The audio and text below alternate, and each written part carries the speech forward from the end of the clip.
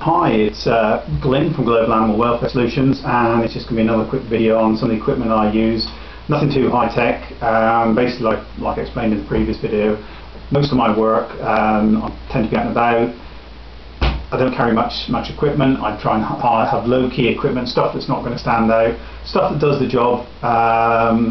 You know, people aren't going to think, well, look at all those cameras, that kind of thing.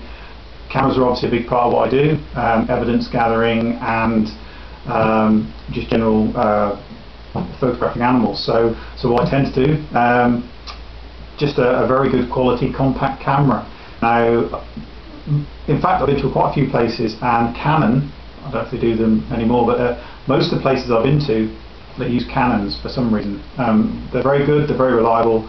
The only problem I found with Canons is they do tend to eat batteries, but hopefully we're using rechargeable batteries, and they do tend to sort of last quite a while.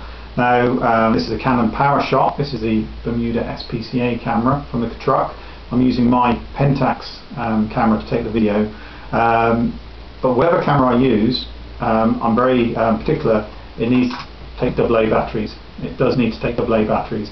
And the reason for that is replacements. I touched on it in the torch video, the personal lighting video. If you need batteries, you don't want something fancy that you can't get. Now, if you're out, wherever I've been, whether it's been Malaysia, Africa, the Caribbean, I've been to Egypt, middle of nowhere, Sri Lanka, following the tsunami, you can usually get AA batteries. They might not be very good quality, they might not last very long, but they're pretty available. I always use rechargeable ones with a very compact charger. I mean, this is tiny, it takes up hardly any space at all. Only downfall is it's an Asian charger, which I picked up in Bangkok, which means I do need an adapter, but I usually carry adapters anyway. But something like that weighs next to nothing. It charges AA's and it charges AAA's, which I try to avoid using, but I do use them in my head torches. So all my cameras, they take AA batteries, and I try and pair the batteries up, same power, same ampage. They're all the same voltage, all 1.5 volts, I believe, but they're obviously different capacities. That's 2,300 milliamps, and these are Tesco's from the UK. I have no idea what these are. 1.2 volts. Sorry, 1.2 volts. But anyway, I got they're all paired up. Those are two odd ones, not very good for paired up. So, and like I say, the good thing is, if I can remember what I do with it, my torch is not very good.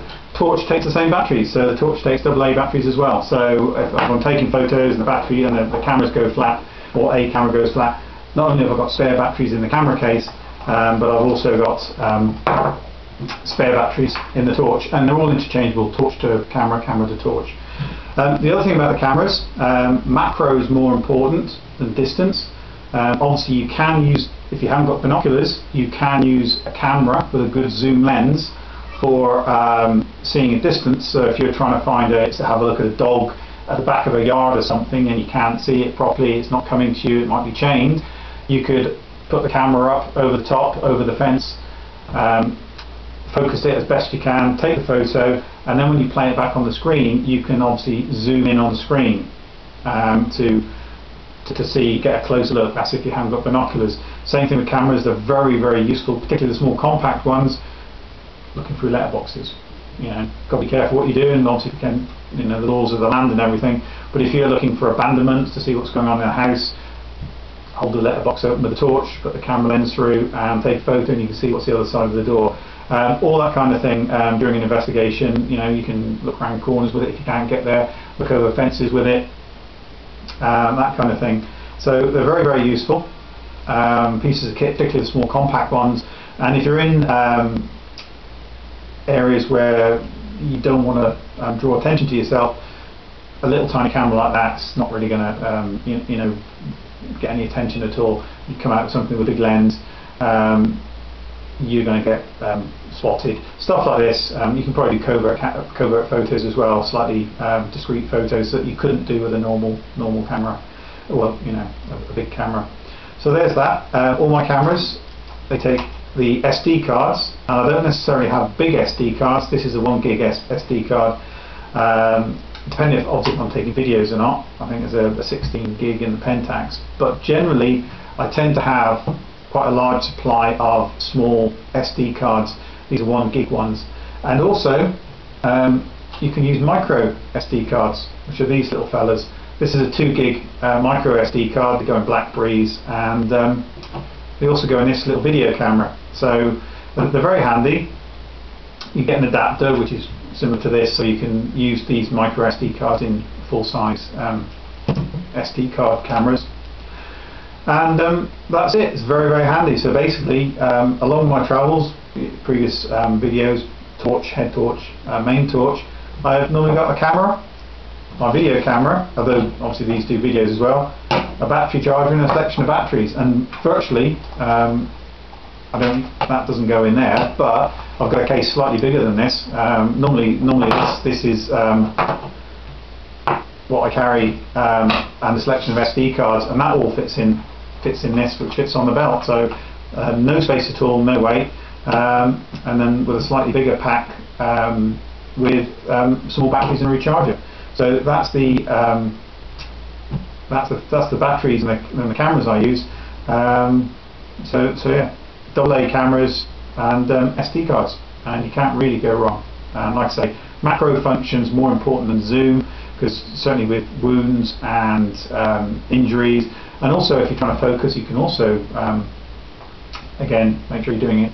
It's legal where you are, but if you want to find someone's identity and you've got an abandoned dog and you want to try and find a lead, you can take photos through letterboxes with a camera and the flash, and then you can blow it up and read the address on the envelope. So all sorts of things. There's an animal cruelty investigation manual that I've actually produced that you can buy online as a PDF file. So if you go to the website, which is www.GAWS, which is GAWS, standing for Global Animal Welfare Solutions.co.uk, so that's www.gaws.co.uk. There'll be a link there to tell you how to order one of those. So that's that. So that's the episode, or the my video on cameras and batteries. So probably the next video will be knives and multi-tools. So thanks again for watching.